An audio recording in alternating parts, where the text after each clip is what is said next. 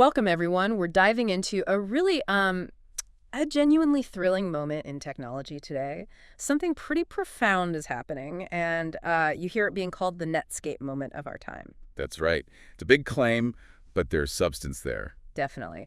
So today we're unpacking how artificial intelligence, specifically generative AI and these things called agents, are not just, changing things, but really revolutionizing how we work, how we live. And our goal, our mission here, is to give you the insights you need to become what we're calling an AI value creator. Someone who can harness this incredible power, but do it, confidently and responsibly. And we're drawing heavily today from a fantastic new handbook, AI Value Creators. It's by Rob Thomas and Paul Zikopoulos from IBM, with Kate Soul also contributing significantly. It's really a practical guide to understanding these huge tech shifts happening right now. Okay, let's dig into that Netscape moment idea. I mean, Netscape 1993, dial-up. Why that comparison? What makes this moment so historic, according to the book? Well, it's about the rarity of this kind of business shift. The chance to fundamentally rewrite the rules of an industry. It only comes along maybe once a decade, maybe even longer. Right, not just new tech, but new rules. Exactly. In 1993, Netscape democratizing the internet, that was the last time we saw something quite this seismic. But here's the kicker. This AI revolution, it's hitting the kind of high-status brain work, the cognitive tasks that the Industrial Revolution completely bypassed. That's huge. That is a big deal. So the analogy continues, right? There's this Steve Jobs quote. Yes, the bicycle for our minds quote about computers, empowering us, making us more efficient. Yeah. So the book suggests if Jobs were here now... You'd probably say generative AI and agents are the bicycle for your business. They're becoming the standard toolkit, automating stuff, sparking ideas, making it look like you worked way harder than you actually did. Effortless achievement, almost. That paints a vivid picture. But okay, where are companies stumbling? What's the big mistake they're making trying to ride this AI bicycle? It often comes down to this key difference, the AI plus versus plus AI mindset. It's really critical. AI plus versus plus AI. Okay, break that down. So plus AI is just, adding AI onto your existing ways of doing things, layering it on top. Yeah, bolt on. Exactly. But AI plus AI, that's where the real value, the transformative power lies. It's about using AI as a catalyst to reimagine and create entirely new ways of working, completely new workflows. So you look back and think, wow, why did we ever do it that way? Precisely. That's the AI plus moment. Which means the competition isn't really us versus the machines. Not at all. It's your company powered up by AI versus other companies powered up by AI. That's a stark realization. The book's insight there is, well, it's pretty clear. You won't be competing against AI itself. You'll be competing against others who are using it effectively. Exactly right. And the book uses this analogy, the thrivers, divers, and arrivers. In a couple of years, you'll see who thrived, who just dove and struggled, and who seemingly came out of nowhere, the arrivers. The question is, which one will you be? It's powerful stuff. But we should probably ground this a bit, too. It sounds amazing, but AI isn't, magic. No, definitely not. The book makes a good point comparing it to electricity. For ages, people thought electricity was sorcery. Right. Until we understood the science. And it's the same with AI. It's not magic, it's math and science connecting data points. Incredibly powerful, yes. Can do amazing things, absolutely. But infallible. No way. It makes mistakes, sometimes big ones. And we'll definitely circle back to that when we talk about the responsible side of AI. So, okay, what does this mean for you listening right now, wanting to actually use this power? We need to talk about being an AI user versus an AI value creator. What's the core difference there? Control, fundamentally. The book really stresses keeping control over your data, not just making these opaque API calls to someone else's big model. Because you don't know what's happening behind the curtain. Exactly. Is that model learning from your sensitive business data? Storing it, just looking at it. For business use, that lack of transparency should make you pretty nervous, because ultimately your business is still accountable for what the AI does or says. That definitely lands. Control your data. And this leads to another point the book makes, strongly betting big on the open source AI community. Why is that so important? Because that's where so much innovation is happening. You look at models like Granite, Llama, DeepSeek, they're constantly pushing the envelope. Open source fosters this transparency and rapid iteration that, proprietary closed models might not offer to the same degree. It proves that idea that one single model won't dominate everything. Right. Your business benefits from that whole ecosystem. Your platform needs to be flexible. Use the best open models. Use proprietary ones where it makes sense. Mix and match. Okay, so to become this AI value creator, you need the right foundation, the right platform. The book outlines some essentials. Where do we start? Foundation first. Your information architecture, or IA. This is absolutely critical. It's how you collect, organize, protect, and importantly, govern your data. Making sure the data is ready and trustworthy. Precisely. Concepts like data as a product come in here treating data like a reliable API with business units owning its quality. And data fabric. Think of it like a universal adapter and access pass for all your company's data, making it findable and usable wherever it sits. Got it. IA is the bedrock. Once the data house is in order, what's next? Where does the actual AI creation happen? Then you need a solid development environment, a place to actually build, train, fine-tune, and run your models.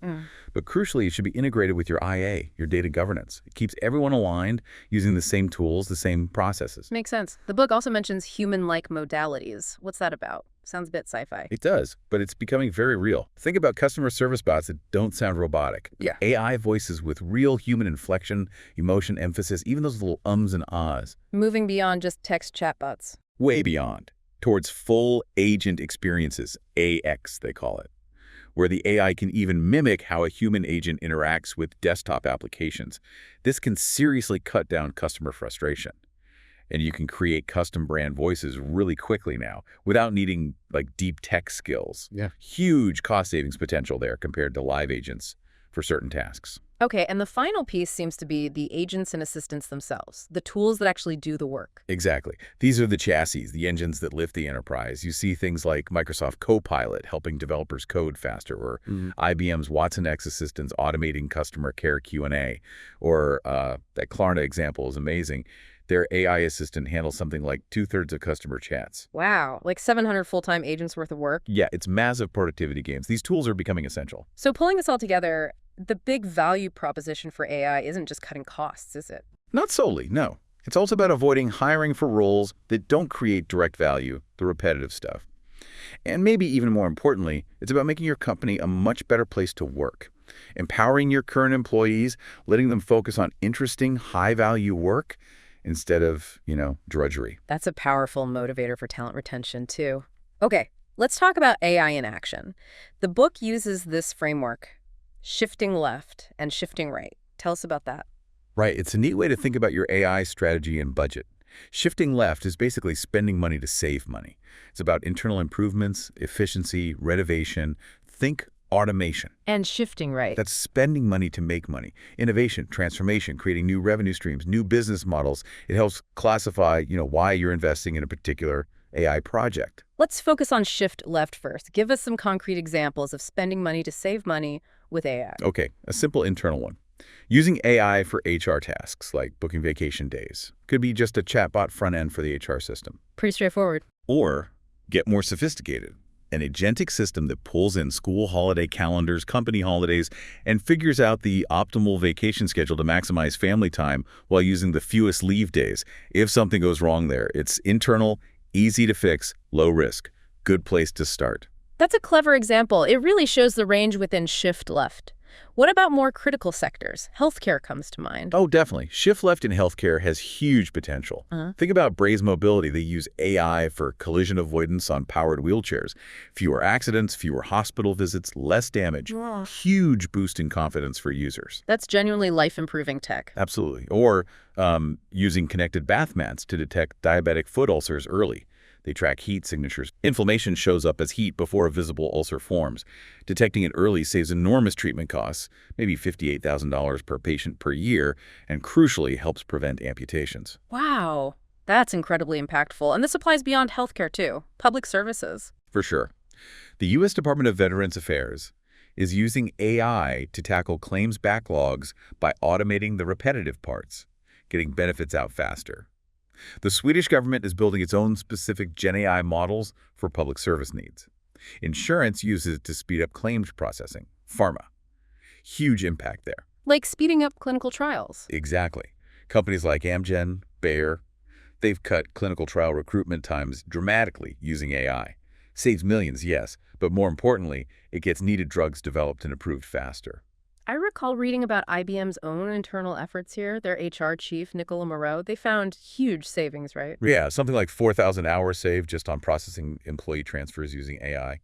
And that was part of a bigger initiative that's apparently saved billions across different functions over time. It's a great case study in starting small, focusing internally, saving money first. And this idea of digital labor fits in here, too. Perfectly. Klarna's AI assistant doing the work of 700 agents is digital labor. Or Sport Clips using AI to cut the time needed for candidate outreach from hours down to minutes. It's about offloading that high-volume, repetitive work so your human teams can do more complex, valuable things. Okay, so shifting left is powerful efficiency, cost savings, internal improvements. But the book gets really exciting when it talks about shifting right. This is the inventing new futures part. That's the one. This is where you're not just optimizing the old ways, you're ideating completely new business models enabled by AI. Like the Uber example they use. Exactly. Uber didn't invent smartphones, Right. didn't invent GPS. But they combined existing tech with a radical new business model for transportation. AI opens those same kinds of doors. Think about fundamentally changing drug discovery, not just speeding up trials, but changing how research is done to save lives faster. That's a shift-right move. And these opportunities, they cut across industries, right? Horizontal and vertical applications. Absolutely. Improving customer service that's horizontal applies everywhere. But then you have vertical applications. Yeah. Deeply specialized AI for specific sectors, like AI drafting initial financial disclosure statements in accounting, or automating compliance reviews. Or in legal. Yeah, helping with legal discovery, sifting through mountains of evidence far faster than humans could. It changes the economics and the process in these fields.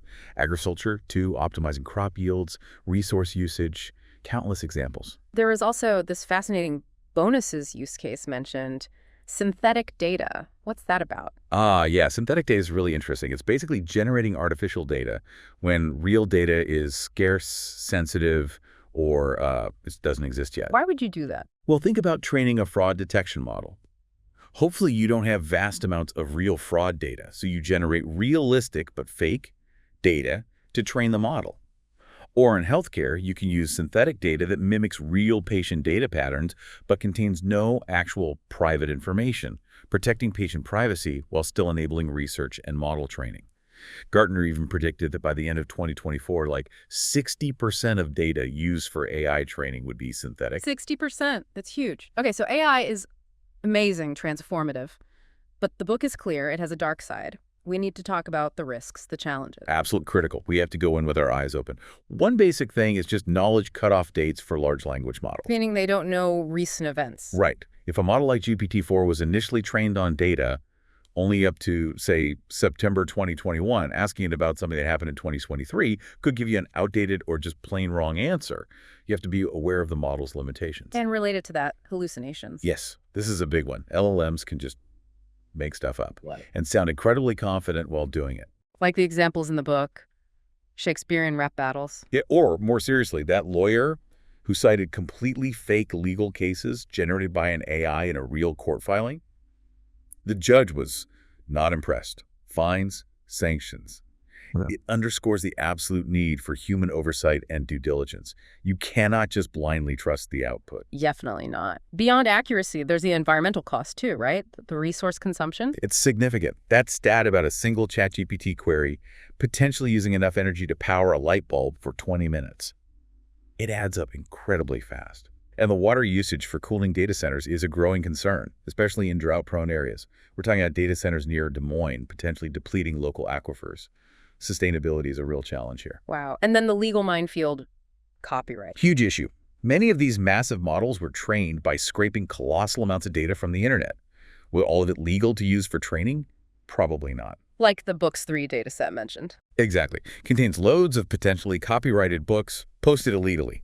This has led to major lawsuits from authors, artists, publishers. It raises fundamental questions about ethically sourced data and whether companies can even prove the lineage of the data their models were trained on. Which leads to this idea of digital essence, right? Yeah. AI recreating voices, styles. Yeah, like having Frank Sinatra sing a song he never sang, like Wonderwall, or mimicking an artist's style perfectly.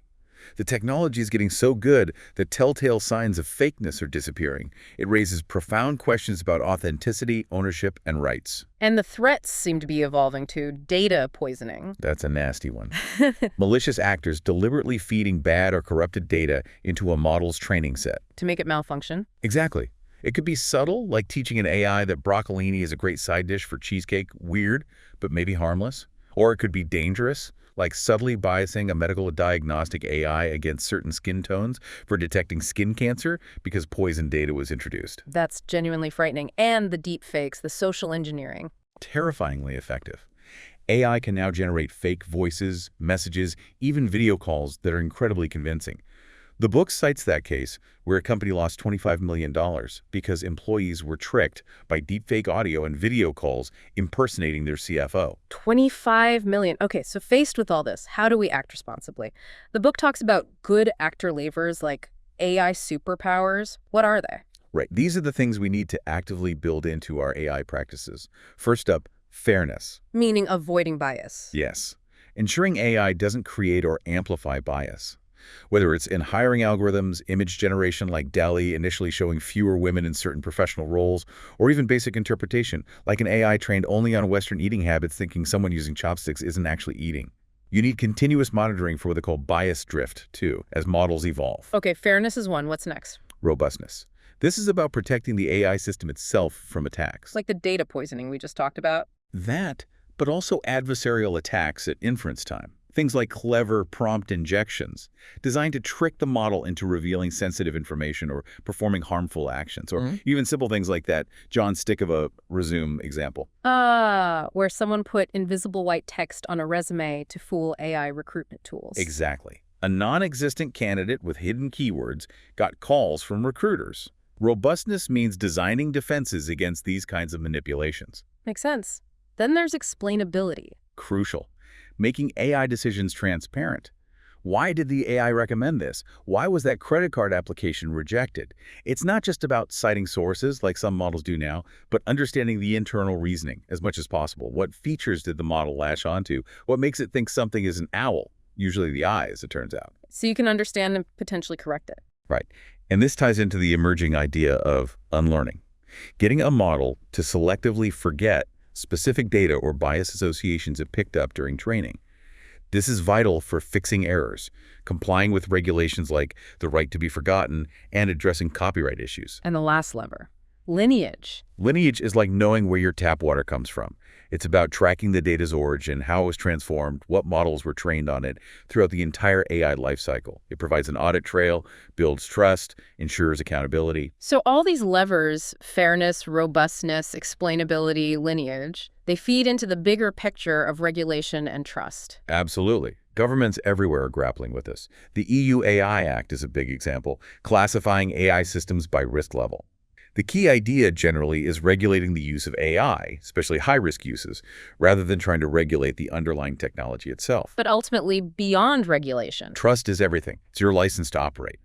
Companies have to prioritize this stuff: fairness, ethics, transparency. Make it a first thought, not an afterthought tacked on at the end. Okay, let's shift gears to skills. We hear this all the time. AI won't replace you, but someone using AI will. What does that actually mean for skills, for jobs? The book argues AI is a net new-collar job creator. It does. And history kind of backs this up. Look at ATMs. When they first came out, everyone predicted the end of bank tellers. But that's not what happened. Nope. There are actually more bank tellers today than before ATMs. Why? Because ATMs made running bank branches cheaper, so banks opened more branches. And the tellers' roles shifted less cash counting, more focus on higher-value customer relationships and sales.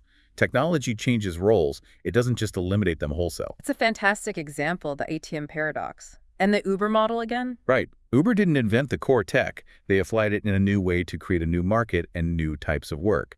The real power, the real skill, is in figuring out how to apply these tools effectively. So how do individuals and organizations build the right skills for this AI era? The book has these levers of clever. Was the first one? Hire for curiosity. This is number one. More important than specific degrees. Often. Think Steve Jobs, Anna Wintour. Neither had conventional higher degrees in their fields, but they had relentless curiosity, a drive to understand why. That's the fuel. Curiosity first. What else? Embrace discomfort. Growth doesn't happen in the comfort zone. If your job doesn't scare you a little bit, you're probably not learning. You need to push yourself, try new things. Get comfortable being uncomfortable. Okay. Then inventory your skills. You can't improve what you don't measure. Companies need clear ways to define skills taxonomies and assess them reliably. IBM uses a 5-level framework, for instance. It's about show, don't tell. Can you actually do it? A level 3 technical seller shouldn't just play a video demo. They should be able to customize it live, go off script. Makes sense. And leadership plays a role. Huge role. Lead from the front. Leaders need to be verbs, not just nouns with titles. If you're asking your team to learn AI, you better be learning it too. Authenticity matters. People see through leaders who don't walk the talk. Definitely. What about the learning process itself? You have to embrace the learning and forgetting curves. Knowledge decays fast. So learning needs to be accessible, easily searchable, digestible. Think scramble learning, jump in, find what you need quickly. So not just long courses. No. Video transcripts, modular content, Gen AI summaries of courses so you can quickly find the relevant bit. Even using AI to create interactive practice sessions with instant feedback.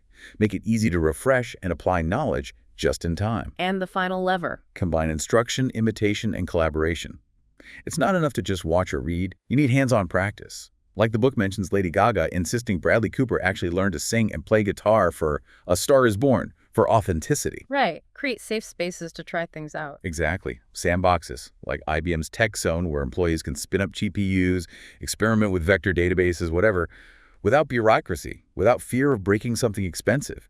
Frictionless practice is key. And IBM put this into practice themselves with that Watson Corporate Skills Challenge. They did. It's a great case study. Their CEO, Arvind Krishna, basically threw down a challenge. Come up with compelling AI ideas using their new Watsonx platform. It is voluntary, open to all 280,000 IBMers. And the participation was massive. Incredible. In 2024, something like 160,000 employees got involved, formed 30,000 teams, built over 12,000 prototypes. They were doing 8 million AI inferences a day on the platform through this. Wow. So it wasn't just training, it was immediate application and productivity. Exactly. They turned skill growth directly into a productivity engine. And the feedback was overwhelming. 88% of participants said their AI skills significantly increased. One team built a tool to summarize complex code files in seconds, helping new hires get up to speed way faster. Real, tangible value from skilling. Okay, let's look ahead now. The future of AI. The book is adamant. One model will not rule them all. Why not? Big models like GPT-4 seem so powerful. They are powerful, but they're also really expensive to run, especially for inference actually using the model. The book gives an example. OpenAI's O1 model costing around $60 per $1 million output tokens, while smaller, specialized models might cost less than 25 cents for the same darn. That's a huge difference. So cost drives the need for alternatives. Cost and also specialization. This is leading to the rise of small language models, SLMs, and they're getting surprisingly good. What's the trick? Data curation is salvation, as the book puts it. It's not just about throwing massive amounts of data at a model anymore. It's about high quality, carefully curated, often specialized data, especially for what they call low-resource domains. Think obscure programming languages like KPOL for mainframes, where there just isn't much public data available to train on. Quality over just quantity. And there's also this technique, model distillation. Right. That's where you use a large, powerful teacher model like NVIDIA's Nematron 4340B to train a smaller, more efficient student model. You're essentially transferring the knowledge, packing big performance into a much smaller, cheaper-to-run package. Which leads naturally to model routing. Exactly. If you have a whole library of these specialized SLMs, plus maybe a few larger LLMs, you need an intelligent router. A system that looks at the incoming task and sends it to the best model for that specific job balancing performance and cost. So it's like an AI traffic controller. Kind of, yeah. IBM research used the HLM benchmark, that's a respected AI evaluation framework, and showed that this kind of routing approach, using a mix of models, could actually outperform just using one single large model on average. Better results, potentially lower cost. And new architectures are emerging too, like mixture of experts. Yes, MOE models like DeepSeek R1 are showing incredible reasoning abilities, even without massive training costs compared to monolithic models. They work by having different expert subnetworks within the model and routing tasks internally to the relevant experts. It's another way to get high performance more efficiently. So smaller models, smarter routing. What's the next big leap? Agentic systems. That seems to be the next frontier everyone's excited about.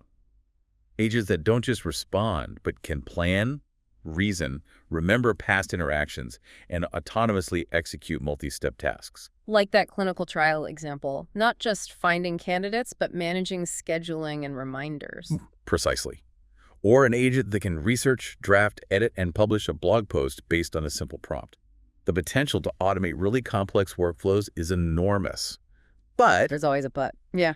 computational costs can be high for these complex agentic tasks. And crucially, you need strong mechanisms for human oversight, control, and transparency.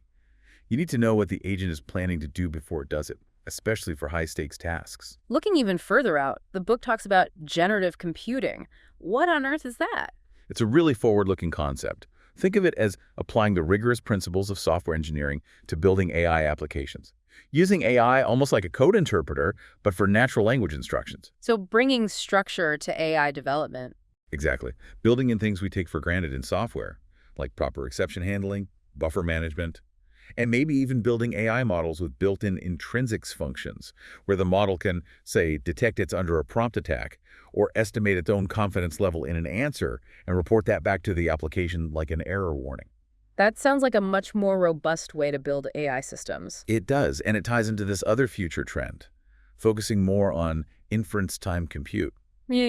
Meaning the future isn't just about training ever larger models, it's also about giving the AI more thinking time, more computational resources when it's generating an answer during inference to produce better, more reasoned, more reliable results. Yes. This is even starting to influence hardware design. Like the IBM North Pole chip mentioned. Yeah, that's an example of hardware design specifically for accelerating AI inference, with memory integrated right onto the chip for faster processing, moving away from traditional architectures.